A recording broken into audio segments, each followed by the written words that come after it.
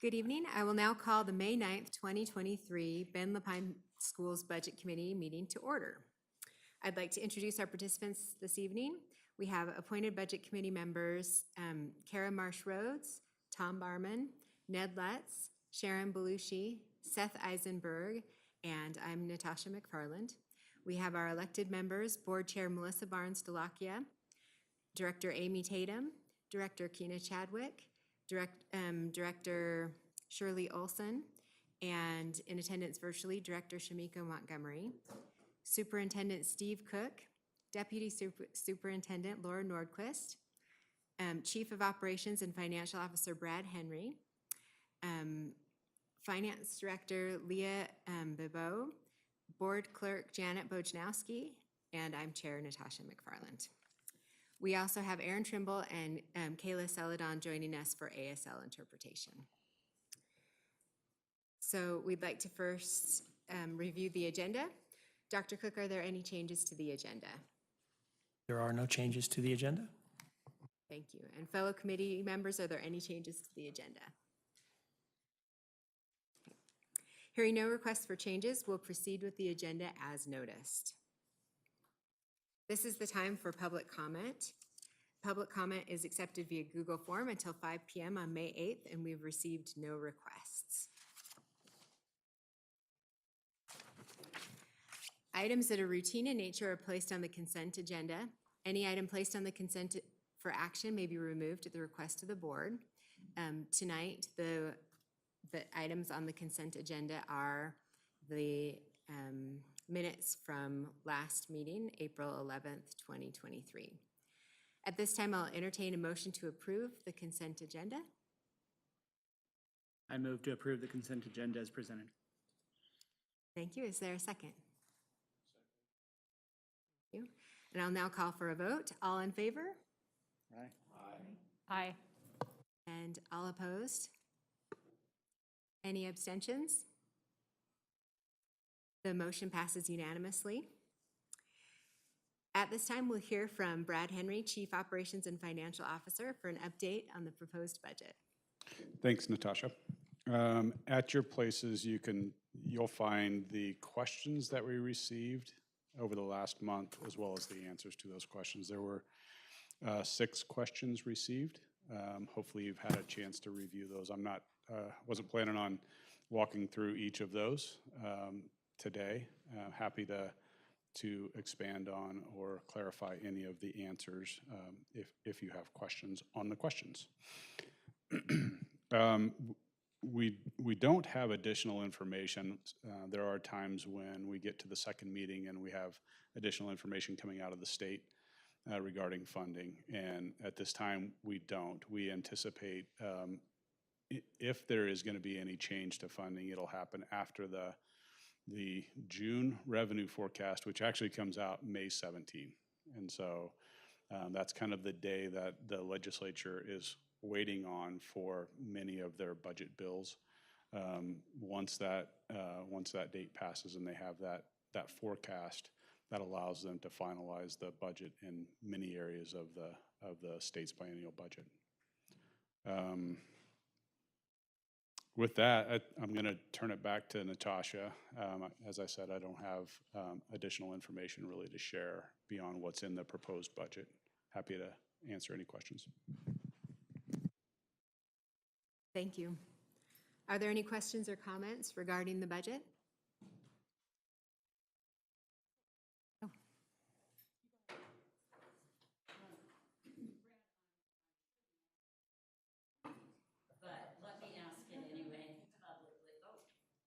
Let me ask this question publicly. Should there be an increase? We've heard some rumors that of 10 and 10.1 from the state. Should that happen, would we redo parts of the budget? Would we use that revenue in place of some of our $5 million that we have in the budget from our reserves? Or would we reconstitute the whole budget? I'll start with the last question, and that would be no, we're not going to redo the whole budget. What as you know, we don't have contracts with our employees right now. And so an increase to 10 or 10.1, while significant, is probably enough where we would not identify specific places until we know what those employee contracts are. I think that's the prudent thing to do. That could take some time. We are using, as you mentioned, we are using about $5 million in reserves. And while I would love to not use those reserves, that's really what our policy says is we need to end at, or we need to propose at 5% ending, and using 5 million gets us to that 5% ending. So we probably would continue to use those reserves unless the board steps in because it's a board policy and says otherwise. So likely, if there is there are additional funds, we would probably hold on that until we know more about employee contracts and those commitments. Thanks, Fred. There we go. So I just want to pose this question. There were a lot of questions about the addition of support positions and administrative positions and what's going to happen when the budget declines. And, you know, I see a lot of things through the lens of literacy. That's my advocacy point. And so I just want to say that I understand that the district has done some great work around social and mental health justice, that they've chosen to increase the number of administration and support positions, even as licensed teaching resources have declined. It's disheartening to see a decline in resources that are directly linked to teaching, especially when we have so many kids directly impacted by the pandemic who struggle with the most foundational of educational purposes, which is learning to read. This includes kids at the middle school and high school who will never get the transformational impact of our new reading curriculum, which is really focused at K through 2, a little bit of 3 through 5. Kareem Weaver from the NAACP in Oakland, California puts it this way: there can be no equity, no social justice without literacy. Reading is foundational to educational achievement, and it's a primary responsibility of the school. If we lose sight of that, we are not fulfilling our mission to families and students. I hope that we can put some effort into middle school and high school reading, into catching those kids who did not have the benefit of the recent changes that we've made. And I would love to see that focused in licensed teachers who have the ability to make those fundamental changes. I don't see that in the current budget. I know this is pretty granular and we're supposed to stay pretty global, but I just didn't want to miss the opportunity of providing this message. So thank you for listening. Thank you, Sharon. So if I may, I'd like to comment to that. First of all, thank you, Sharon. Appreciate the comment. I think I also appreciate you calling out directly the commitment that we've made to K-5 literacy and the balance of that.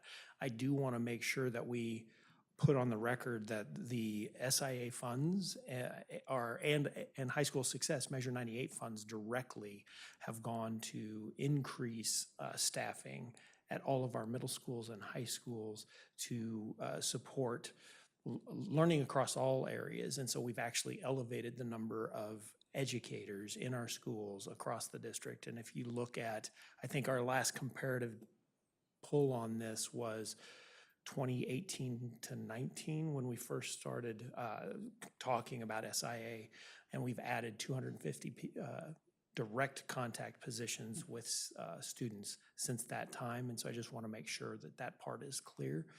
We're far from where we want to be, and we would continue to advocate for more, which is why every chance we're getting, we're talking to our legislators about the need to increase funding, because we're the sacrifices that we continue to have to make because that's underfunded lives across the entire system, which includes staffing that would happen to be in each of our 33 schools. So I just want to make sure we're speaking the same language as it comes to that.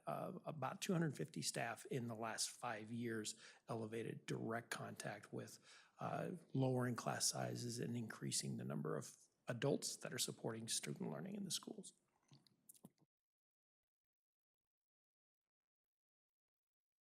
Dr. Cook. Any further discussion?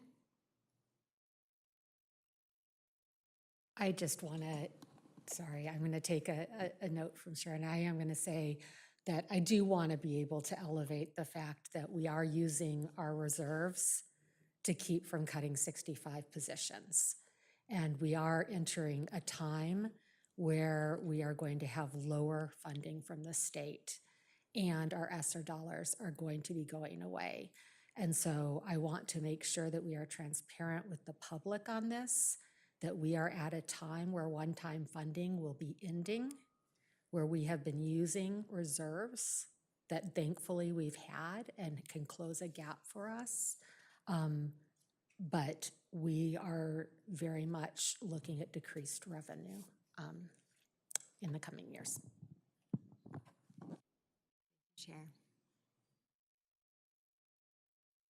Is there any further discussion? If there's no further, I'll comment.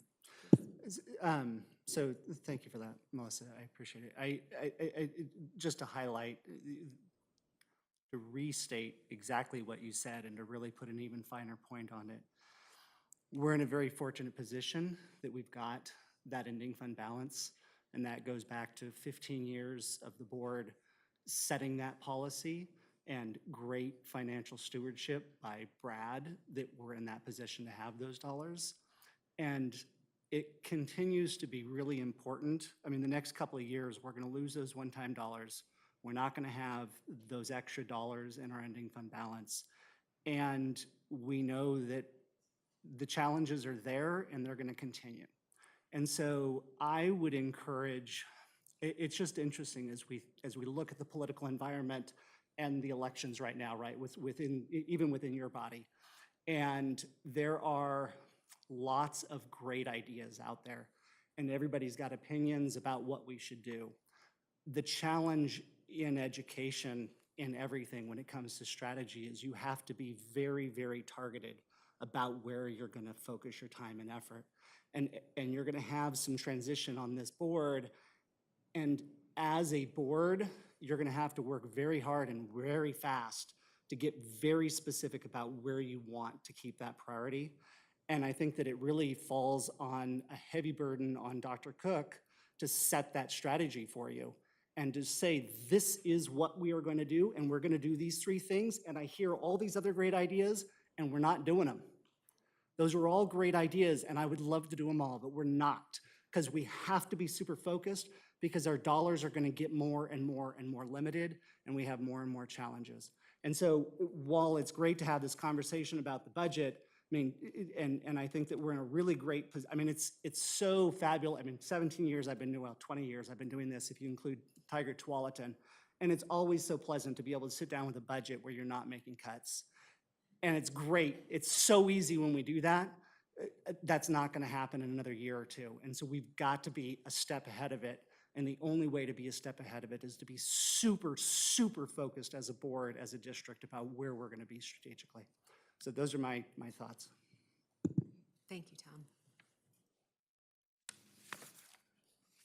At this time, if there's no further discussion, I will entertain a motion to approve the 2023-2024 budget as presented.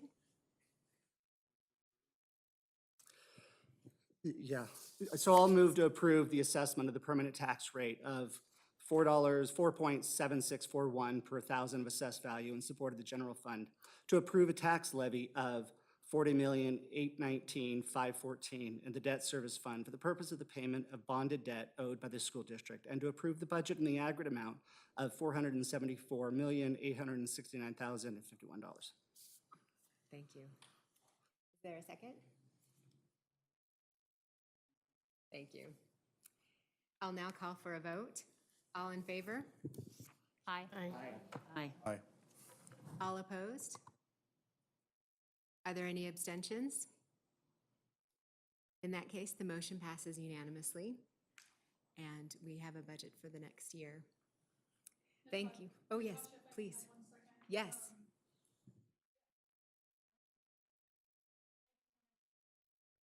There we go. Hi, I just wanted to thank the board, thank the budget committee, and especially thank our business office staff, our department managers, and everybody who's worked together. as you all know, this document is very thick with data, and coming up and juggling those numbers and making sure that they make sense and getting them in all the right spots so that it can be a working baseline for the board and the directions that we're taking. You know, we've got a phenomenal team working for us, so I just want to take this chance to thank everybody who's participated and supported us in putting this document together, so thank you. And I would echo that. Thank you very much to all who've participated. In that case, this meeting is adjourned. Thank you.